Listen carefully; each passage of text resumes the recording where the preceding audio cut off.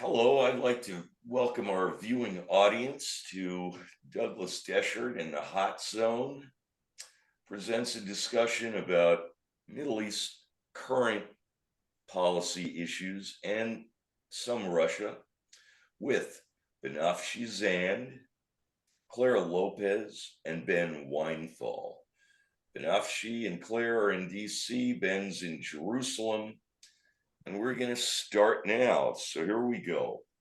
First item on the agenda is the current events, including, I'd like to, a mere 2 weeks ago, the Iranians, the mullahs, decided it would be a good idea to launch pretty much all they had at the moment of missiles, drones, and other rocket attacks against the state of Israel, which was mercifully saved with high-tech Patriot missile batteries and the rest of that gear, and a tremendous amount of even open collaboration on defense with the Saudis and other Middle Eastern neighbors, seemingly supportive of the continuing existence of the state of Israel against these outrageous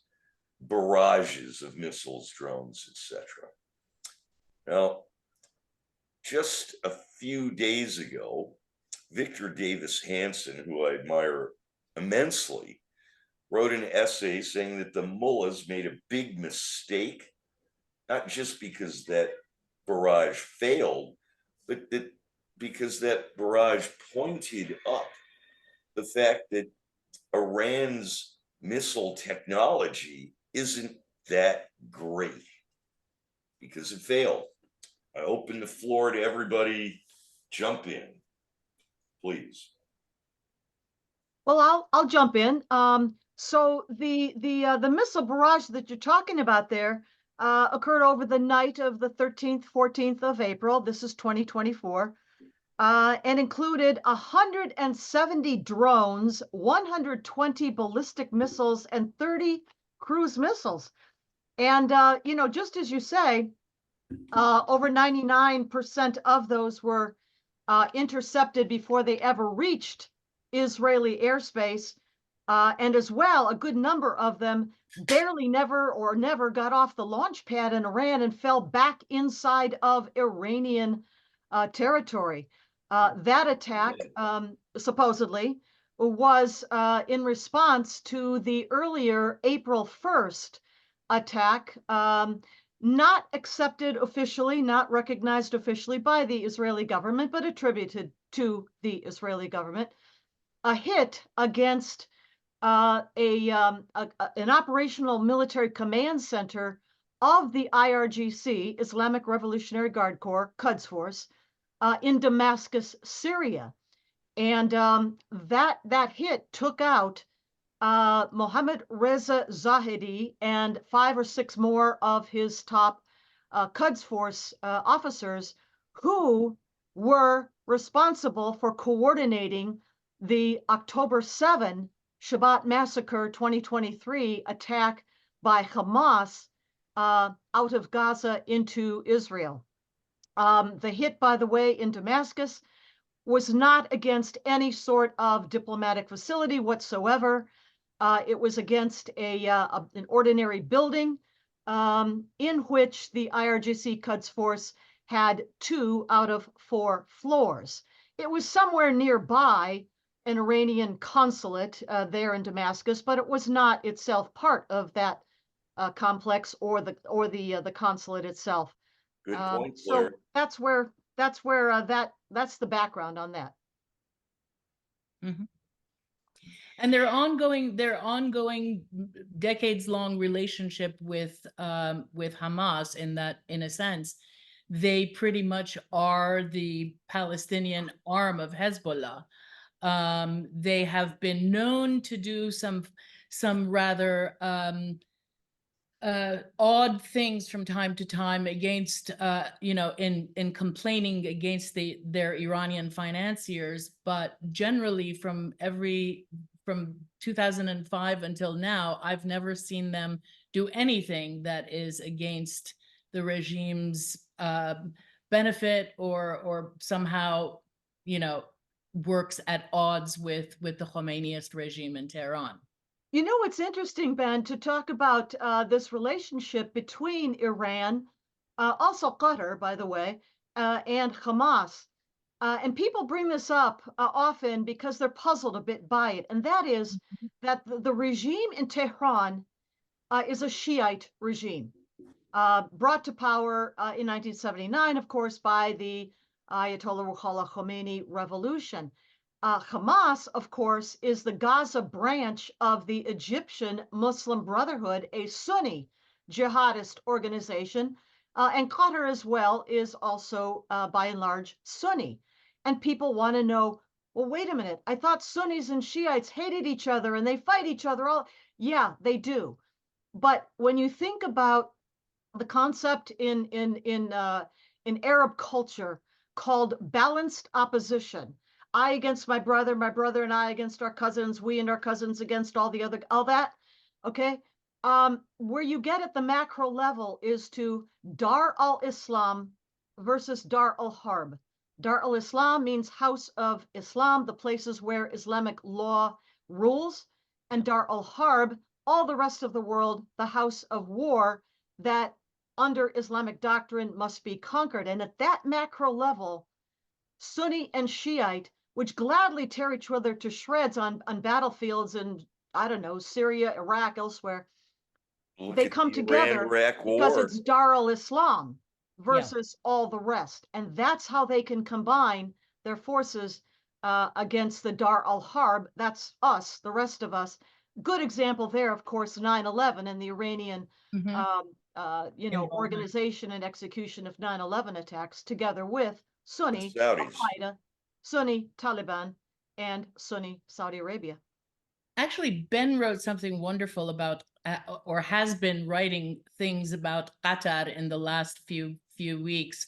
Ben, you want to step in and talk a little bit about that relationship and Qatar's involvement? Well, Qatar is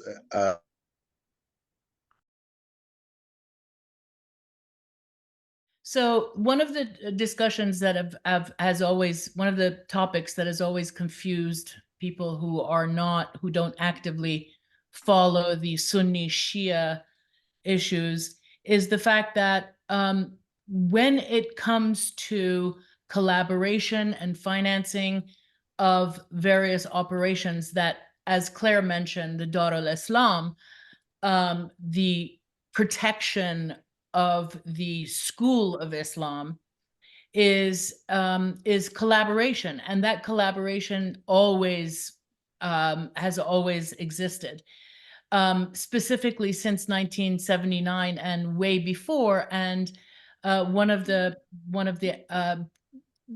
moments that I can cite on this topic is the fact that in 1979, when David Belfield, who now lives in Iran, he was an American terrorist who shot the first Iranian activist against the Khomeiniist regime in Washington. When he ran away, when he left the US, the first place he stopped before he arrived in Tehran was at the house of the son-in-law of the founder of the Muslim Brotherhood, Saeed Ramadan.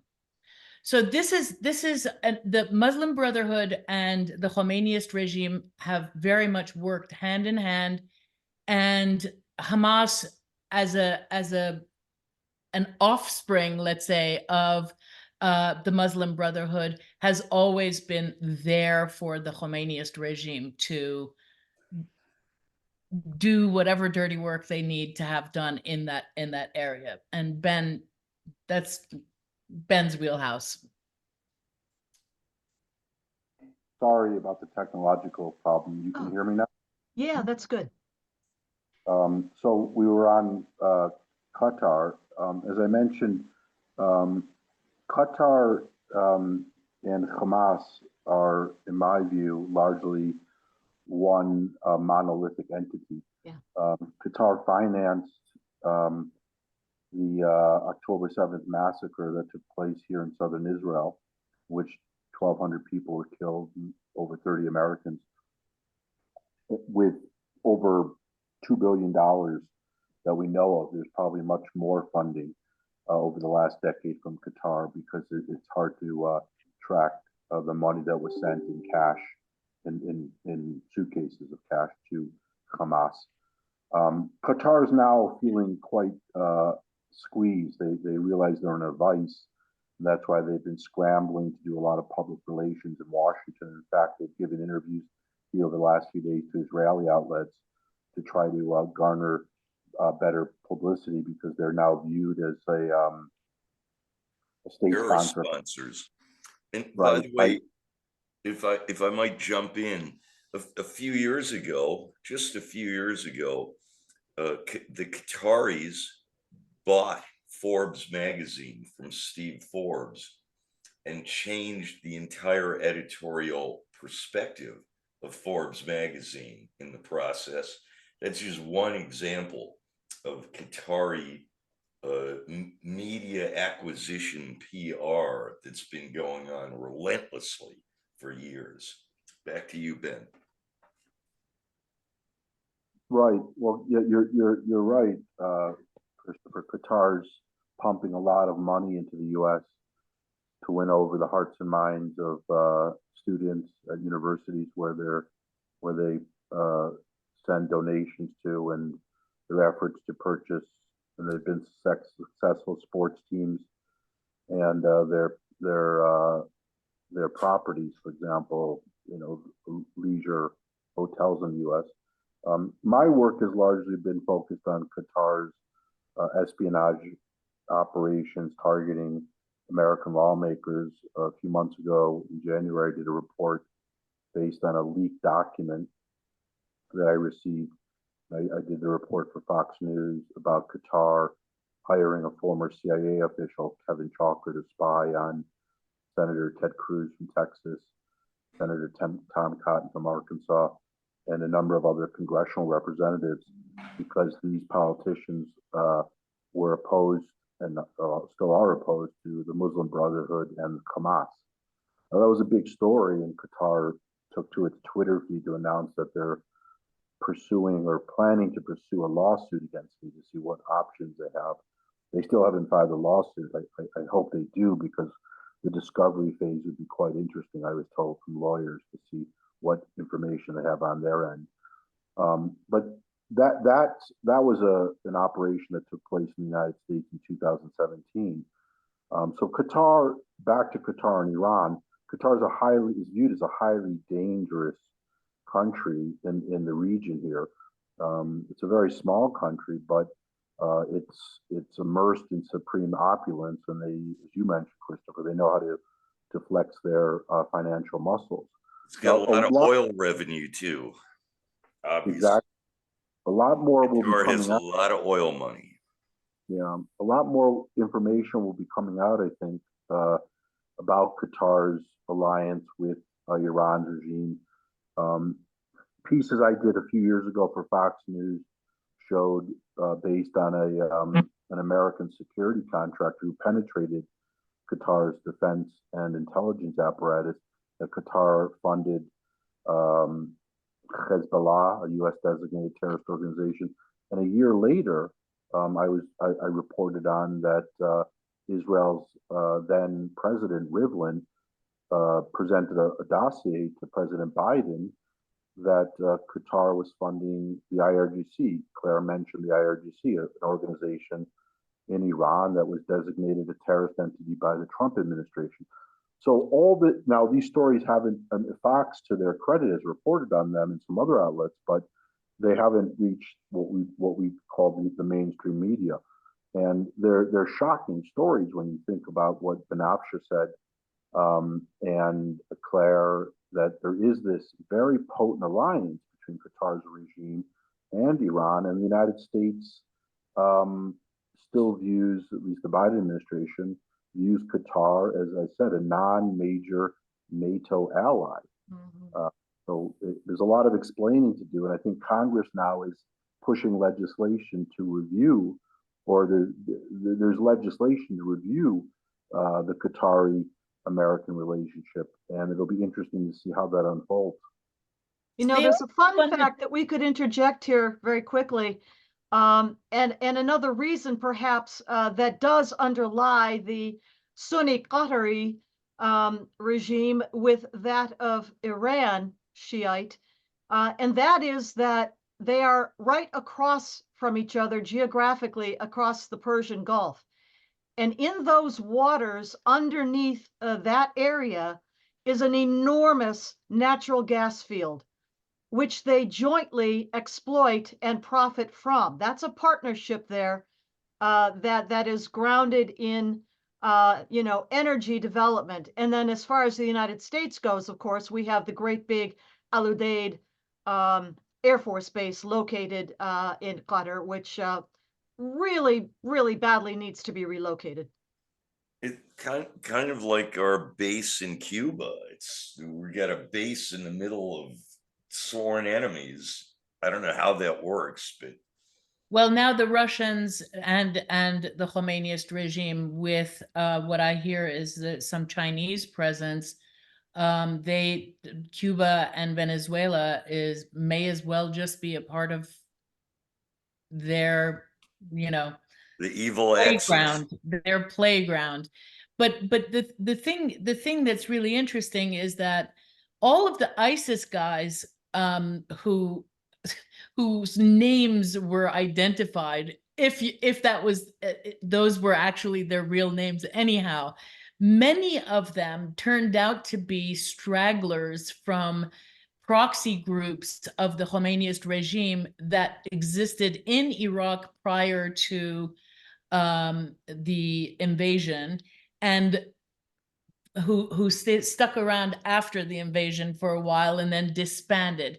And then they brought them together and reformulated and reshaped and repurposed them and called them ISIS. Now, when you look at the way they've attacked places, the one attack that they did supposedly in Iran gleaned nothing for them. And if one of the funniest things is that people were talking about how they've managed to make headway into Syria. And yes, of course, they've made headway into Syria because that was when Soleimani was around and the IRGC was nicely in control of certain areas of Syria. Those were the areas that these guys supposedly were conquering and able to take over. So the fact that nobody ever wants to accept that relationship in the West, and nobody wants to touch the topic even, has to stop. I mean, it is what it is, and there's no denying it. You know what's fascinating? That is the first of all, ISIS, of course, Islamic State in Iraq and al-Sham, Dawlat-e Islamiyya fi al-Iraq wa al-Sham, changed its name back in 2014. It's not ISIS anymore. It's the Islamic State. Obama kept calling it ISIL because he sympathizes with it. No. That's simply a difference in language. Right. When you say Islamic State in Iraq and al-Sham refers to the Levant geographically, and that is of Arabic derivation language, right? But when you say ISIL, Islamic State in Iraq and the Levant, you are referencing a Romance language, that being French, where levantar means to rise. And it means the rising of the sun, that would be in the east. So there's geographically not a shred of difference between the terms. They mean the same thing. It's the southeastern littoral of the Mediterranean Sea and inland as far as, what might be called Mesopotamia. But to this, the reason that the Islamic State in Iraq and al-Sham changed its name in 2014 to simply Islamic State, Dawlat-e Islamiyya, is because they were no longer simply in Iraq and al-Sham. They had branched out all over North Africa. And now, most interestingly, somewhere between late 2014 till early 2015, the Middle Eastern headquarters, I guess, of the Islamic State sent a delegation and established a foothold in southeastern Afghanistan near to the Pakistani border. Okay, yeah. And what do they call that?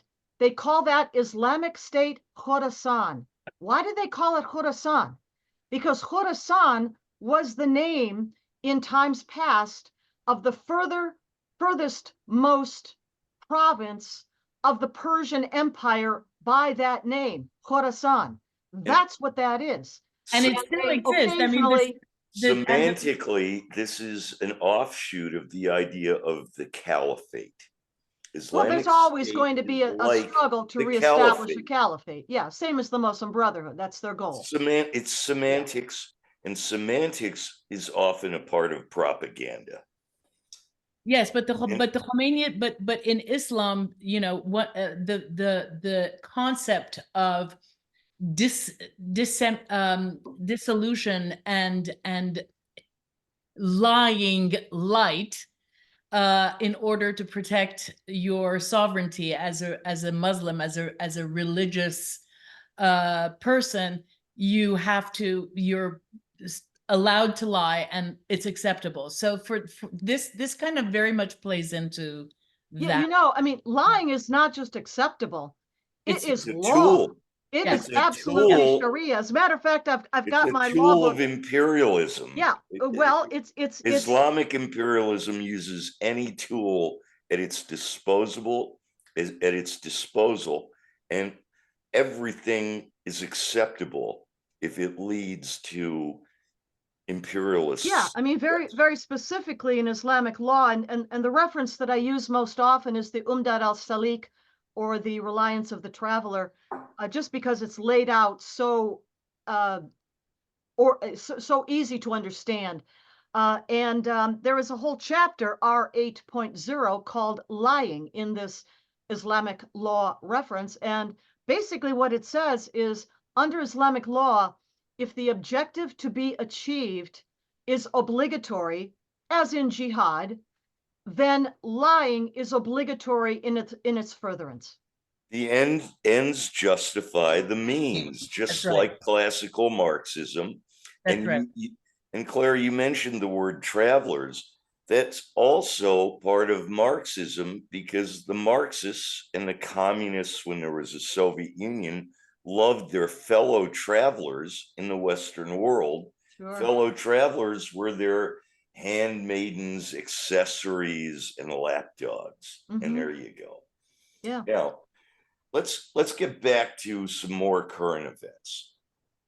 After the failed attempt to missile and drone attack Israel a couple of weeks ago, Victor Davis Hanson said this was a big mistake for the mullahs, not only because it was a failed attack, but because it pointed up just how inadequate the monster, and it is a monster, the mullahs military is a monster, but that monster is somewhat toothless when they throw everything they've got, and their missiles blow up on the launch pads, they blow up over Iran itself in the process of flying, and they don't reach their targets. Victor Davis Hanson points up that this is a somewhat toothless tiger, until, that is, the issue of Iran nuclear potential. That's a big deal, because that's World War III in biblical proportions in the Middle East, if it ever comes to pass.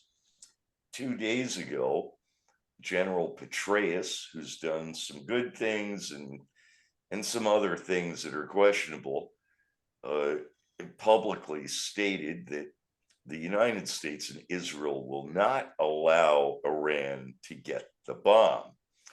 Now, lots of experts say Iran is weeks or months away from having enough fissile material to load a nuclear warhead on a missile. And that's of legitimate concern to everybody on Earth. And Petraeus said, we're not going to allow that to happen. The United States won't allow that to happen. My concern is that our military, that has a lot of hardware and a lot of skilled military people, has been overseen for 30 years by first the Clintons, and then 8 years of Obama, and then 4 years of Biden regime, that's been denaturing the military, in my opinion, from any war fighting ability possible. They've been promoting cross-dressing sodomites to positions of power. That kind of denaturing of our military top brass, as it were, like in the Pentagon, leads me to suspect that even with all our hardware, our military might not be as capable of knocking out Iranian nuclear capabilities as Petraeus is insisting that we have the capacity to do. I open the floor to everybody on this. Well, let me take us back just a couple of weeks, and that was on the night of Friday, April the 19th, when Israel conducted it, well, they don't admit to it, right? But is understood that it was Israel, retaliatory strike against Iran. And what did they show? This pertains to what you're talking about there. What did it show? They only launched a few missiles. They did not even cross Iranian airspace, but rather first took out a radar site in Syria, and then that opened the way for Israeli Air Force jets over Syria and or Iraq to launch missiles into Iran. And where did they launch to? They launched to an air defense field that lies between Natanz, the enrichment facility for Iran, and Isfahan, Iran's nuclear weapons conversion facility. And at that air defense base was the much vaunted S-300 air defense system that Iran acquired from Russia. And what happened? To protect absolutely nothing. Nothing happened. The air defense system did not detect the incoming and did not defend against it. And at the end of it all, that S-300 system, according to satellite photos we've all seen, sits in ruins today. That was a shot across the bow by Israel. Never mind the United States. Israel has the ability to get in past Iran's air defense system. That's what that was about. The takeaway is that Israel, the IDF, successfully blew up the defense systems built to protect the Iranian nuclear power, nuclear armament system from just what the Israelis just destroyed. Quote or demonstrate. Exactly. I mean, that was a shot across the bow. Never mind the United States. And indeed, I mean, Iran's number one objective, the Shaitan Kuchek, that's Israel. It's not the Shaitan Bazork. Shaitan Kuchek means the small small Satan and then the big Satan. Yes. So they are the ones, first of all, in the target bullseye. Israel is the one that has to defend itself, whether or not the United States is capable and or willing to stand by its side. Israel probably has the very best intelligence, I would think, about the status of the Iranian nuclear weapons program, probably better than ours, because the Israelis, of course, work inside of Iran with the Iranian opposition resistance forces. God bless the Green Revolution back in 2008 or 9, when Barry Obama just said, I'm not even going to There's been recognize the there have been Iranian people's concerns about there have been demolition. many more protests since that. Oh, yeah. Protests go on and on and on a But daily basis. Obama did his best to shut it down with Valerie Yeah, Jarrett. but and more Flying recently, just as Monkey. Van is saying, after what was it, September, I think, 2022, murder of Masa Amini, Amini, yeah. the Kurdish girl who was bludgeoned to death by the Iranian police because her hijab had slipped or something inside of the car that she was riding They in. saw some That hair. launched massive protests that really continue to this day. The Yeah. Mullah's sex police saw a stray hair which could tempt a believer into perdition, as it were, right? Or Yes, something. but it's Thus, she needed to be stoned or lapidated, as I Well, like. bludgeoned to death is what happened to her. Well, Old Testament was lapidation, bludgeoning. Well, that's for in adultery. principle. Stoning to death is specifically for the crime, as they say it, Uh, of adultery. you're, Claire, you're absolutely right, but I tend to conflate bludgeoning and lapidation, being a kind of Western guy myself. To me, it's all just Well, yeah, brute adultery is one force of the with 7 blunt hudud objects. crimes.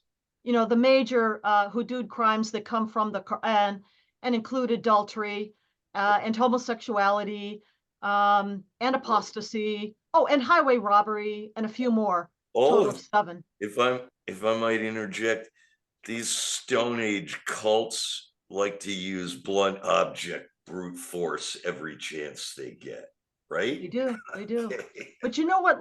We should go back to the point you were making there in the very beginning, which was about the status of the Iranian nuclear weapons program. And what I would note here, and maybe General Petraeus is keying off of this, is that in recent months, I think the very excellent Secretary General of the IAEA, International Atomic Energy Agency, um, uh, uh, his name is Rafael Grossi. He's an Argentinian. He said that He's the been quite Iranians good. are weeks or months away from He issued reports, yeah, from the weeks you or know months the away site from an inspections actual bomb warhead. that they're barely allowed to do. That they have accumulated, the Iranians have accumulated enough enriched uranium right now already to put together, 1, 2, 3, 4 bombs in a couple weeks and more in a month and more in 3 months. My personal judgment has been based on IAEA reports going back to the quarterly governors reports, Board of Governors of the IAEA, which I read every quarter. Going back as far as November of 2011, I think that was the single most revealing report about the Iranian nuclear weapons program I've ever seen before or since.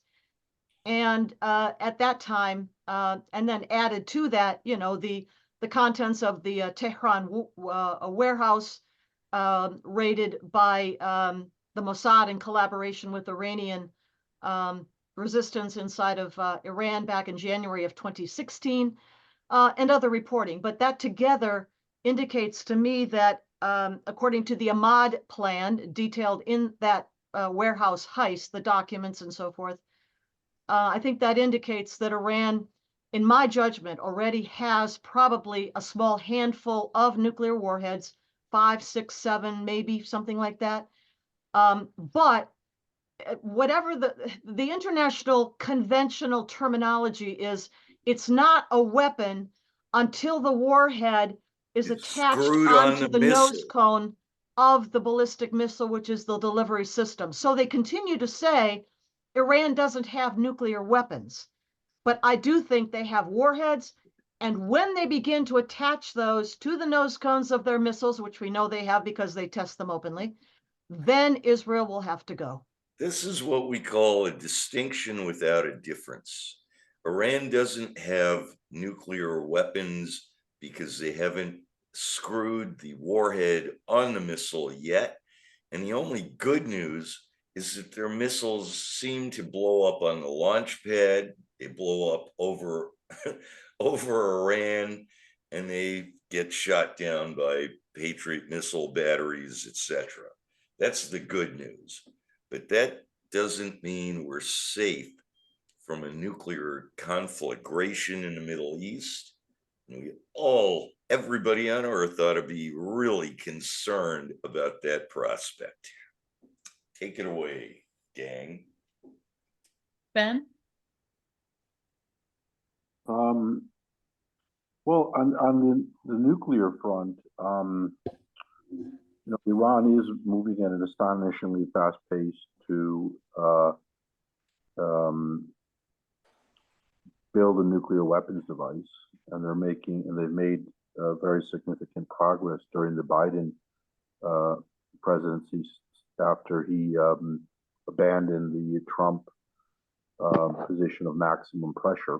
And I would just add that Biden hasn't really cracked down on sanctions enforcement based on what I've read against Iran's oil industry. Iran is selling huge amounts of oil to China and other countries, and then the Europeans aren't really cracking down in any way on Iran either.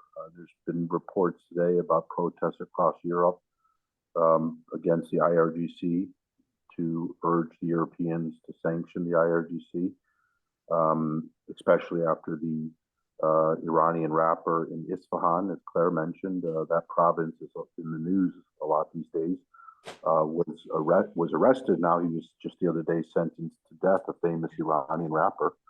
Banafsheh, how do you pronounce his name? I don't want to put. His name is Tumaj Salehi. He's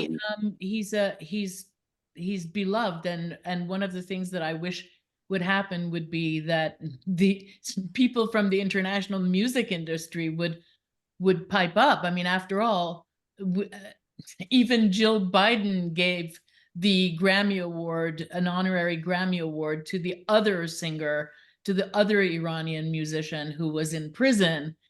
And so I wish the international music scene would keep an eye on what some of these performers in Iran have to put up with. Right. There seems to be as you mentioned to me the other day, there seems to be a international movement to save Tumaj's life, which is interesting. It's unfolding. It's not unfolding on American college campuses where students seem to be consumed with spreading pro-Hamas talking points. But you would think a young rapper who's very successful and based on what I've told, has brilliant lyrics against a regime that's has executed between 4,000 and 6,000 gays and lesbians between 1979 and 2008, according to a British WikiLeaks cable. You would think young people would get riled up about too much, but it's not happening. But here's what's interesting. I was speaking to somebody inside Iran, and they were telling me they were comparing and contrasting Iranian Generation Z with American or Western Generation Z. The absolute, literally 180-degree difference.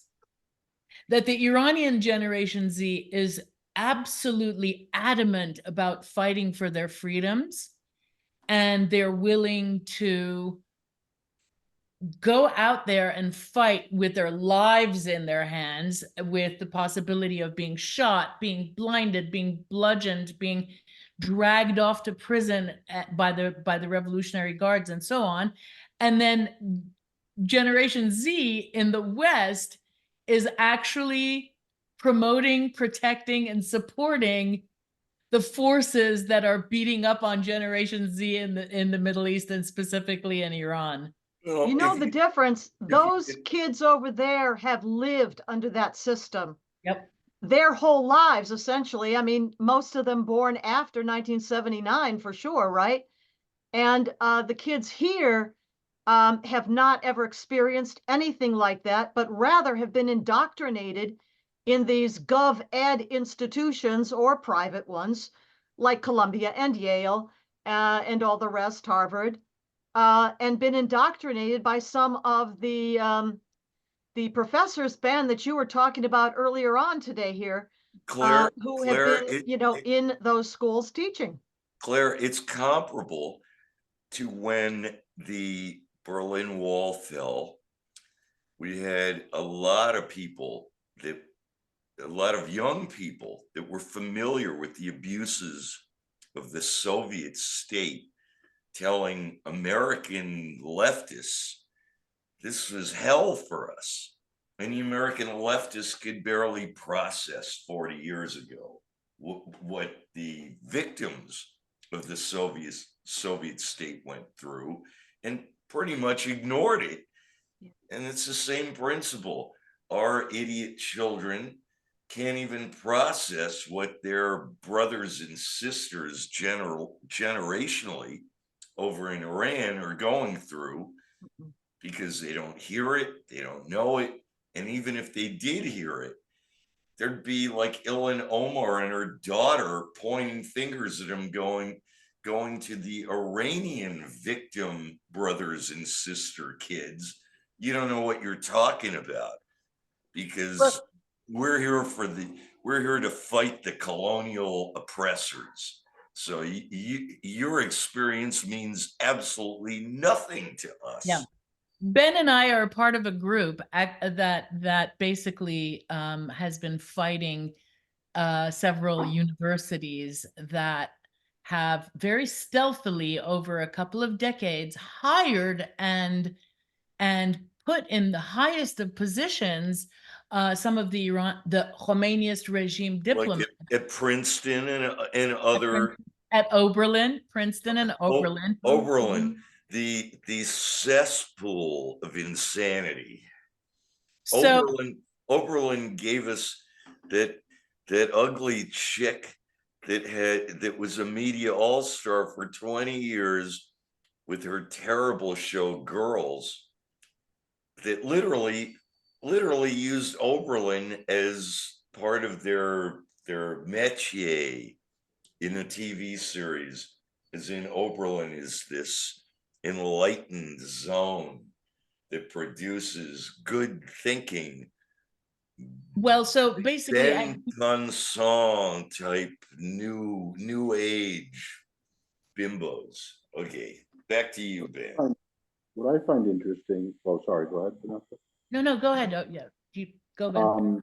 Is you mentioned Princeton, and that's where the demonstration on Friday, organized by Iranian Americans, an organization called IRA, took place against Hossein Mousavian, really the architect of Iran's nuclear weapons program.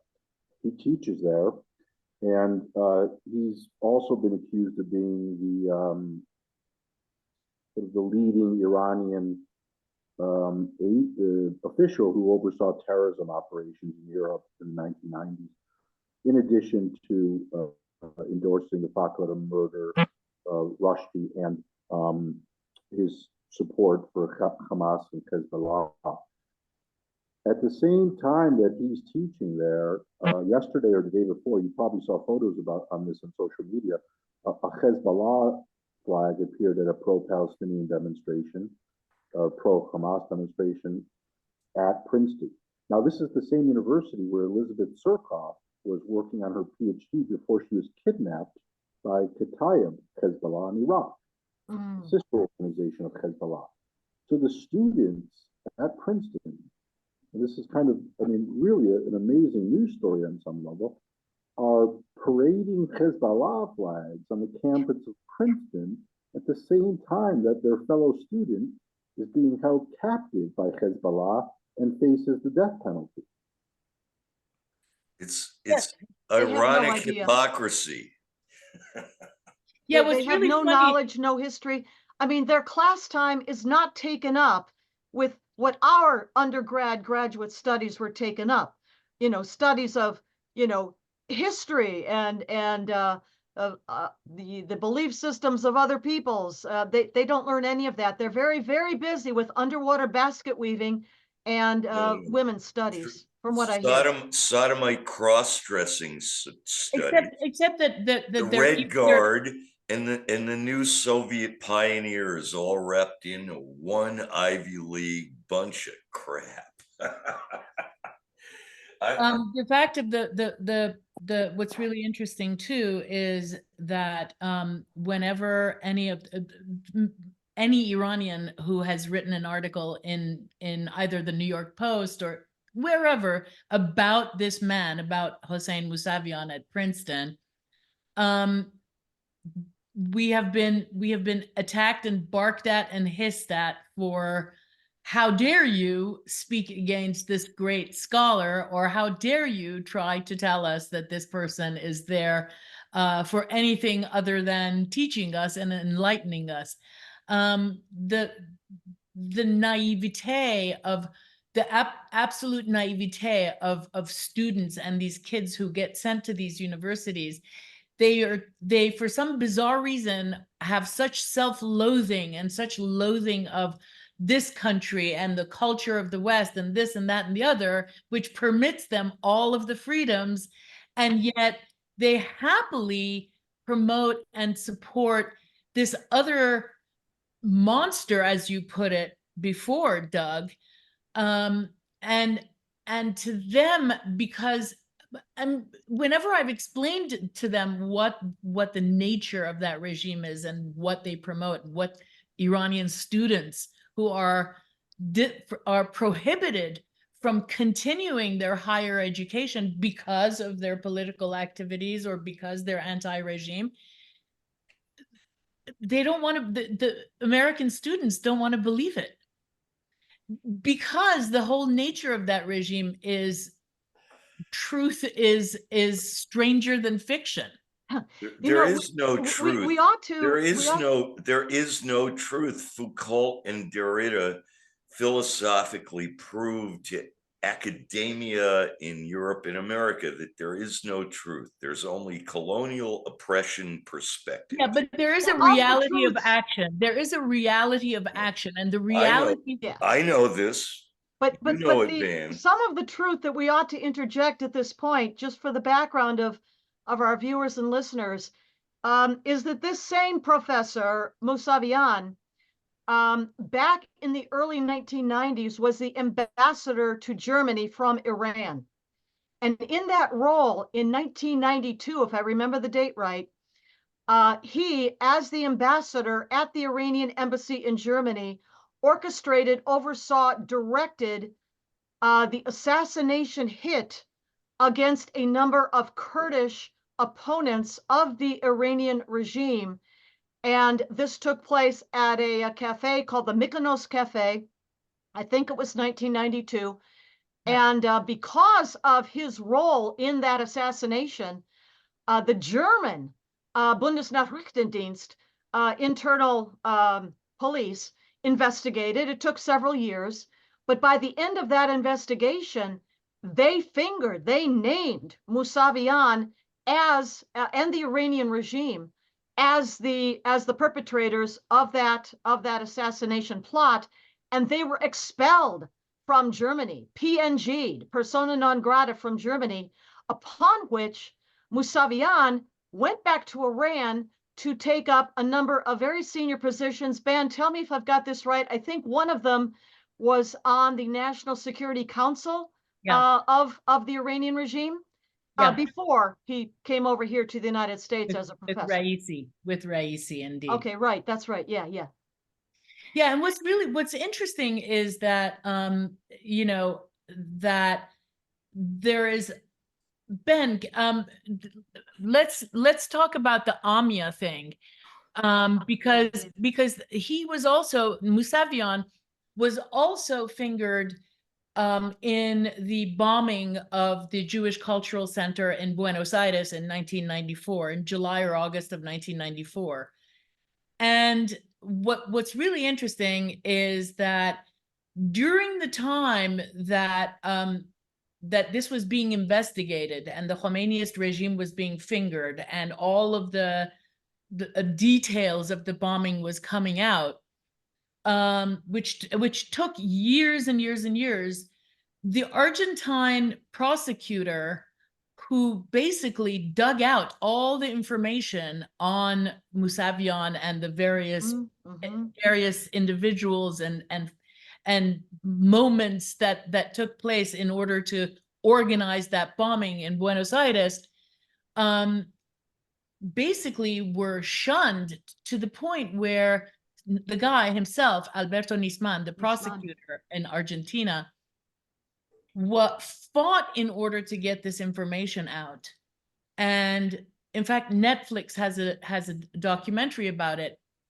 So the day before, Yeah. Alberto Nisman went to present his proof and his documentation about the involvement of the Khomeiniist regime and so on, though the man himself was in his apartment in Buenos Aires, he was found murdered. Yeah, yeah. But you know what, Ben? What he did do before he was killed, he was able to publish a 502-page book summary of his findings. As far as I know, it remains only in Spanish.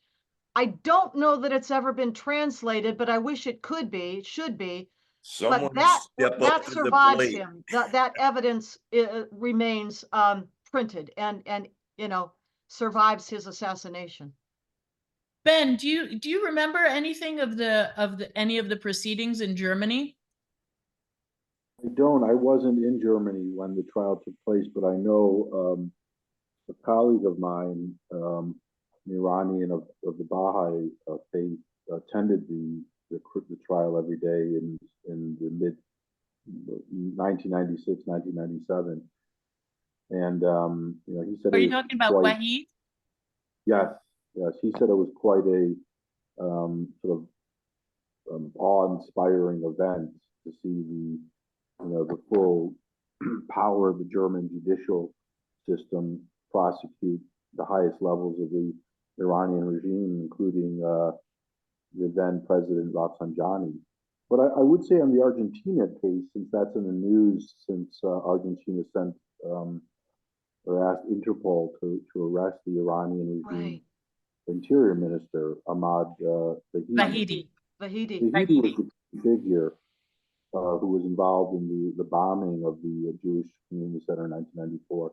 And I should mention at the press conference on Thursday prior to the Musavian demonstration, a woman named Roxana Levinson spoke, and that'll soon be online, about her family members who were killed by the Iranians. And the press conference ahead of the Musavian demonstration had a survivor of the Mykonos attack, which Claire mentioned, the only survivor who spoke at the press conference, and other victims of the Iranian regime and family members of the people that were killed at Mykonos and at the Amia Jewish Community Center. So it's worth watching that once it's online. I'm hoping to do a report about the demonstration on Friday. In fact, I just wrote Musavian. A couple of hours ago, I sent him press queries to see what his reaction is. He was, according to many Iranians on Twitter, he was ridiculing the victims of the terrorist attacks in Europe on social media. Yeah. So Claire has to jump. Not immediately, but in a couple minutes. Well, I'd like to interject a related idea.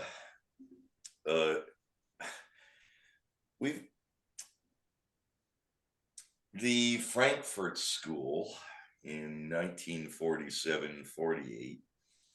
Max Weber.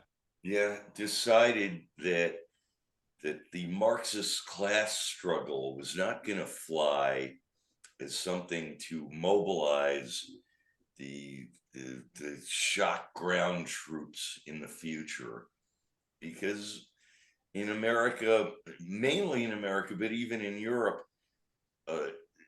the class struggle didn't resound because labor was getting better lifestyles, and that's contradictory to the Marxist class struggle. So the Frankfurt School came up with the idea that class struggle isn't going to work. So we're going to come up with the race struggle in the Western world. We're going to use imperialism, colonialism, and racism as the new fulcrum of the attack on the free market system in the Western world. That attack naturally evolved into every little group that's got a beef with the growing prosperity and economy of America and the Western world. And that because of the racist struggle, that meant that, how should I say this? Every disaffected group became under the Rainbow Coalition, and that was a term known by the 70s and 80s as an offshoot of the Frankfurt School's racist model, racism model, the racist struggle. And the Frankfurt School imported as assiduously as they possibly could every disaffected group, incorporated every disaffected group into this new struggle. And that included overwhelming America and Europe with foreigners from the third world. In America, it was mostly Latin Americans and Mexicans. In Europe, it was Africans, North Africans, former beneficiaries of European colonial, the European colonial order that had a beef. And for the last 70 years in Europe and America, we've had this rainbow coalition of anti-Americans and anti-Europeans, parentheses, anti-nationalists, end parentheses, in Europe, which basically means anti-indigenous Europeans in Europe who are designated as nationalists for protecting their lifestyle, way of life, whatever. In America, I've seen it with my own eyes. I was criticizing it in the 70s, 80s, and 90s.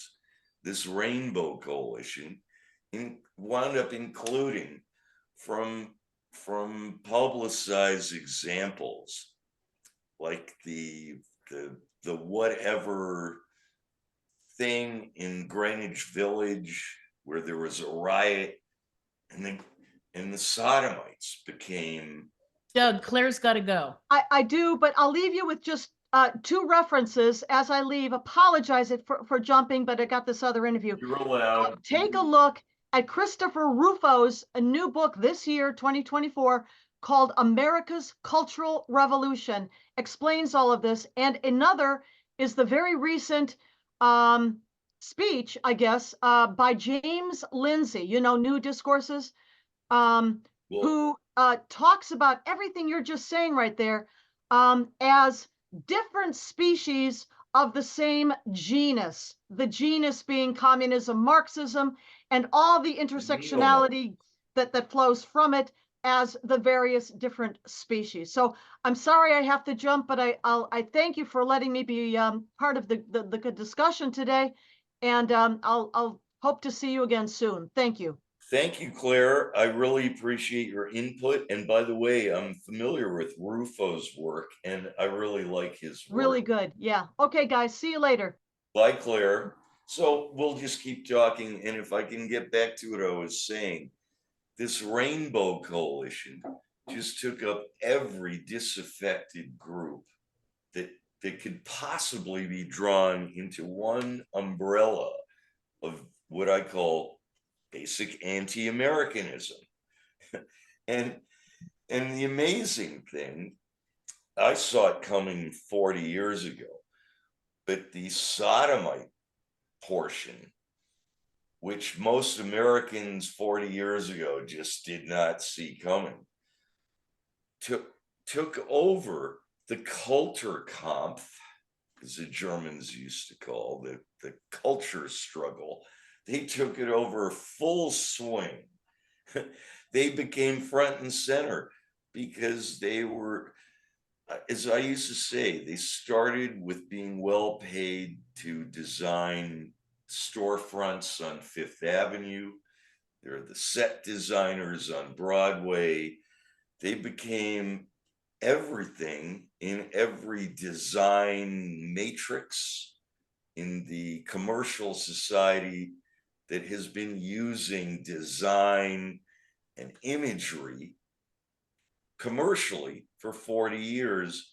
Well, they became front and center to the point where now we've got sodomite cross dressers, also known as this terrible word trans, which I refuse to use other than at this moment.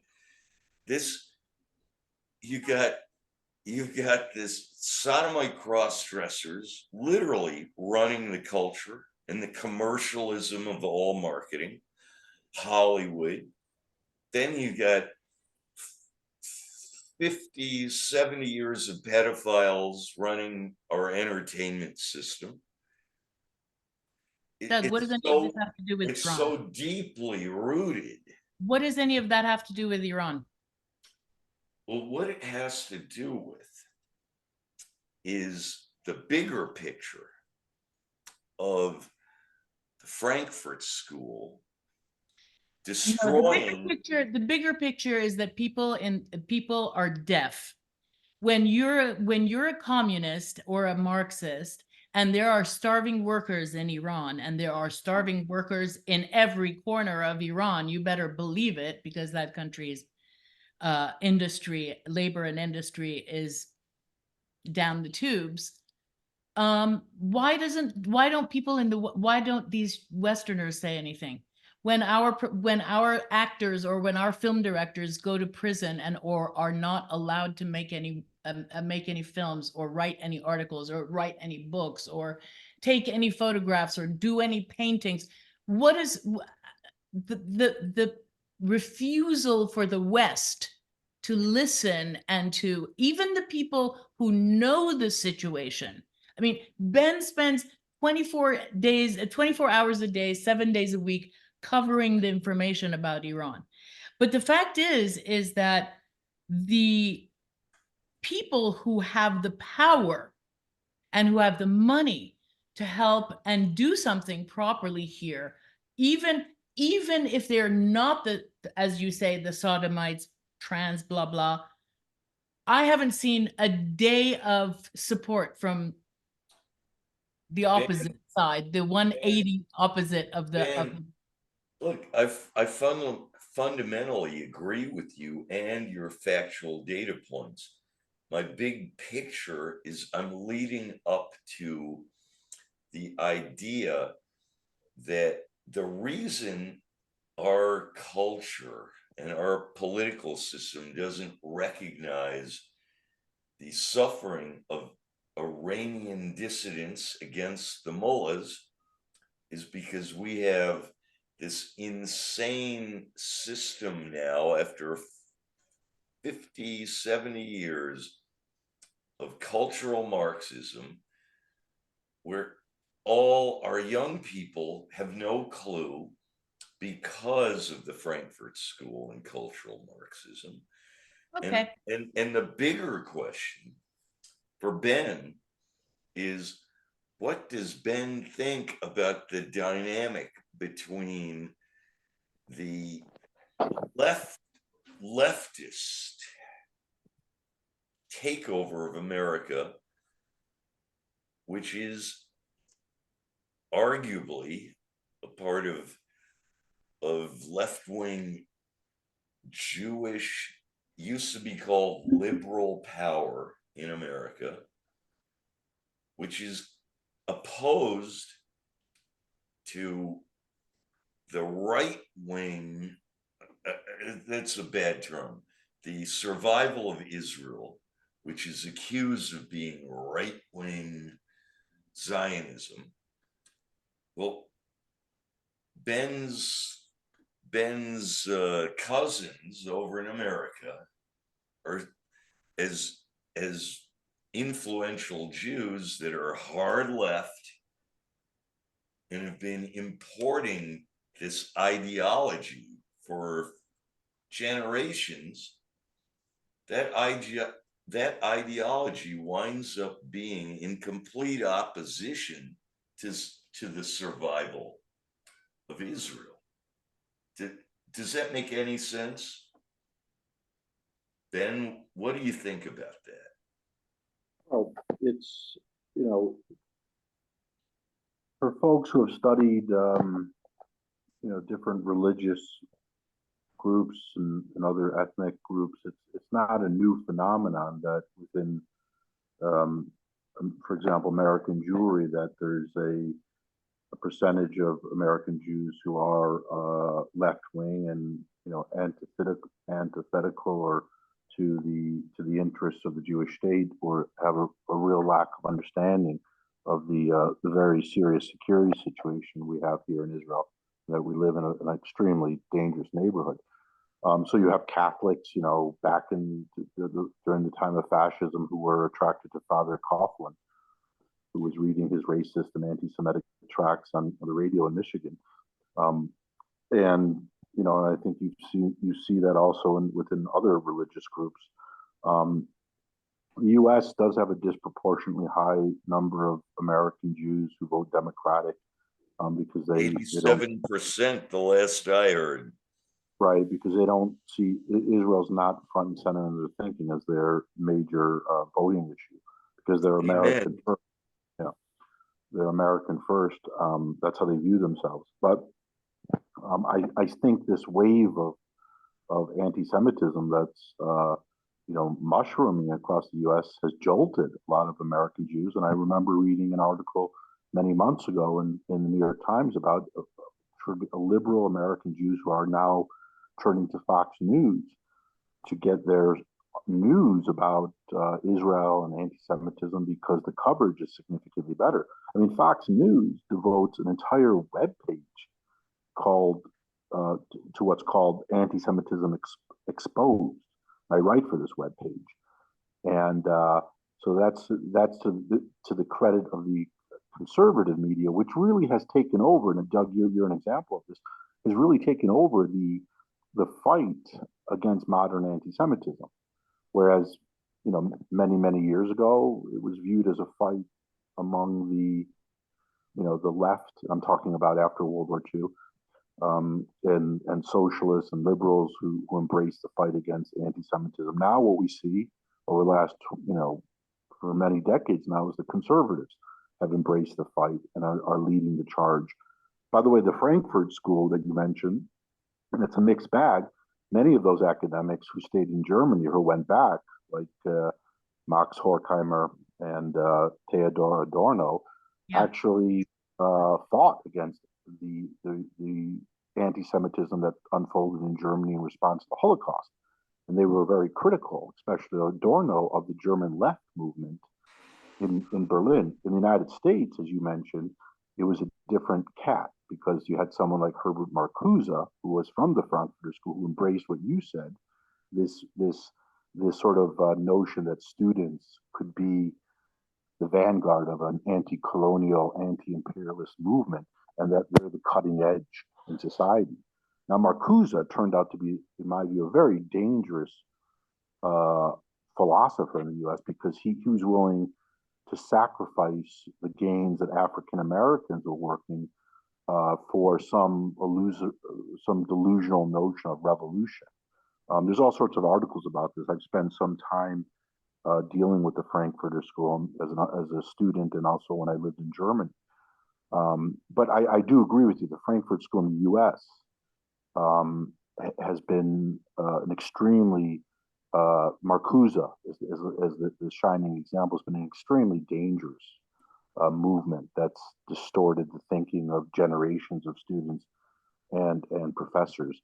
and are clueless about the persecution of people in the majority Muslim world, where most of the persecution of minority groups is taking place, whether in Jews, women, Baha'i, gays and lesbians, transgenders. All this type of stuff is unfolding in the Muslim majority world.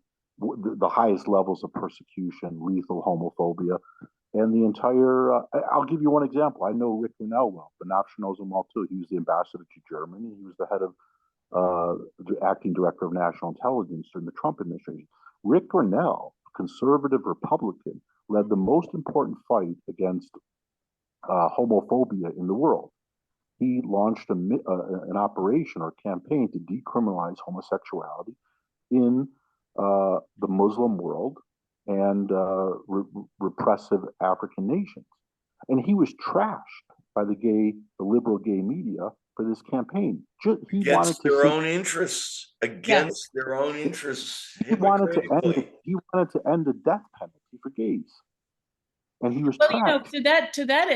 To that end, I would highly recommend that book about I can't remember the title of it now, but it was about Michel Foucault's support for the Khomeiniist regime starting from 78, 79. Foucault, another French idiot. Foucault's own boyfriend ended up getting executed about 2 years after the regime took over. So we're still getting on the same page here. Amen. And yeah. But the thing is, I'll be right back, and then we'll close this. We'll close this out soon. The point is that in the end of the day, as I actually like the name that Rita Panahi of Sky News has given it, chickens for KFC. It's really quite amazing that they haven't figured this out. And every time I talk to any of the liberal LGBTQ people here, it doesn't seem to sink in. I think that in many ways shows you, the issue of the real genocide of gays and lesbians, not a genocide of Arabs in Gaza, not a phony genocide that's been made up by the left. But the real genocide is targeting gays and lesbians in the Middle East. And that just shows you the utter crisis of liberalism that's unfolding right now. And it shows you, I guess, on some level, the clinical insanity that we're immersed in right now. And how can that be? I mean, that's a traditional liberal issue. No one should be hanged or executed because of his or her thrown off roofs. Yeah, or lapidated, as you say. And lapidated. Right. And it's a non. This is a non-issue. I can't tell you how many times I've tried to get this type of story into liberal publications or raise it, and it's just ignored. The whole issue of widespread lethal homophobia. Liberal is problematic because classical liberalism was good, the equivalent of modern conservatism. Yes. It's I agree with you. Yeah. By every left-wing nonsense for the last 100 years, over and over, so it's meaningless. Yeah, that's a good way to put it. I think classical or conservatism, modern conservatism, is akin to classical liberalism. That's a good Edmund Burke and other great thinkers from 200 years ago. Yeah. I've just run out of beer, so we're gonna wrap this one up now. Ayatollah, come on, cool your jets, meditate, eat a hamburger. Don't get us too upset or we'll do something nuclear.